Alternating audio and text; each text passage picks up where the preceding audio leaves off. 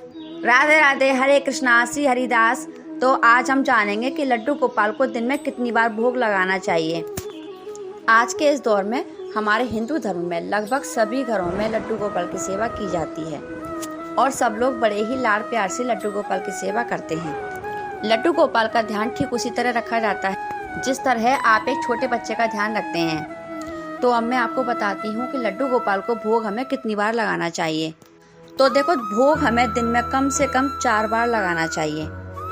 तो पहला भोग, तो सबसे पहले तो हम लड्डू गोपाल को शयन निद्रा से उठाएंगे। घंटी बजाकर, ताली बजाकर हम उनको उठाएंगे। लड्डू गोपाल को उठाने के लिए आप कम से कम 3 बार ताली जरूर बजाएं और फिर उनके हाथ पैर दबाएंगे ताकि उनको अच्छा लगे और फिर हम उनको थोड़ा सा पानी पिलाएंगे।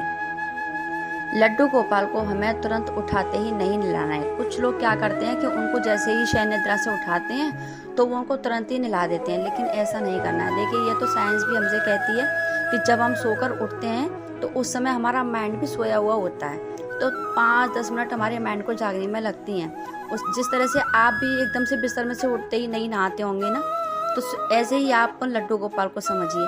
आप लड्डू गोपाल को जब शयन निद्रा से उठाते हैं तो उसके बाद में आप उनको थोड़ी देर के लिए उनको बैठाएं, उनके हाथ पैर दबाएं ताकि उनको अच्छा लगे। उनको आप भोग में दूध या चाय, जो भी आपके पास संभव हो, आप उनको भोग में वो दूध चाय आप दे सकते हैं। देने के बाद में उसे थोड़ी देर के लिए लड्डू गोपाल के पास ही रहें ताकि वो उसे अच्छे से ग्रहण कर सकें।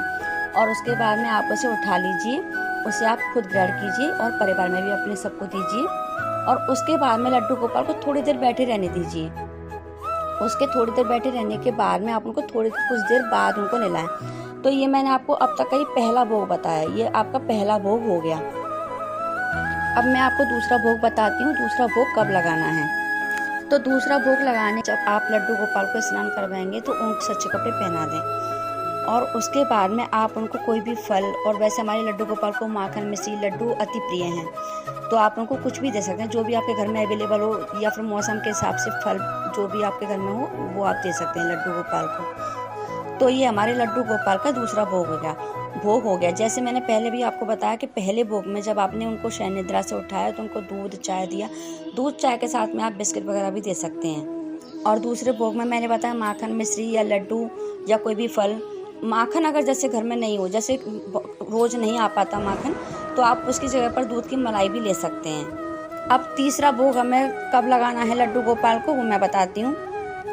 तो तीसरा भोग हमें लगाना है दोपहर में। जब हम दोपहर का भोजन करते हैं उसी समय पर हमें लड्डू गोपाल का भी भोग लगाना है। जब हम दोपहर में खाना बनाते हैं तो हम जो भी हम भोजन बनाएंगे ध्यान रखें प्याज लहसुन ना हो। सातवें भोजन हम बनाते हैं वही हमें भोग लड्डू गोपाल को देना है। तो उसमें आप मीठी पूरी या फिर पराठा, अगर जैसे नहीं बन पा रहा पूरा खाना तो आप मीठी पूरी या पराठा दही के साथ भी आप लड्डू गोपाल को दे सकते हैं। अब हम लड्डू गोपाल को चौथा भोग लगाएंगे। चौथा भोग हम लड्डू गोपाल को शाम के वक्त लगाएंगे। शाम को हम लड्डू गोपाल को भोग में जो है मखाने या फिर कोई भी मेवा हमारे घर में जो भी हो वो हम दे सकते हैं लड्डू गोपाल को। या घर में हम जो भी भोजन बनाते हैं शाम को उसका भी हम भोग लड्डू गोपाल को लगा सकते हैं। तो ये मैंने लड्डू गोपाल के 4 भोग आपको बताए हैं। और रात्रि को शयन निद्रा कराने से पहले आप लड्डू गोपाल को दूध अवश्य दें, क्योंकि वो एक बाल रूप है और हम किसी बच्चे को भी बिना दूध पिलाए नहीं सुलाते हैं। तो आज के लिए इतना ही।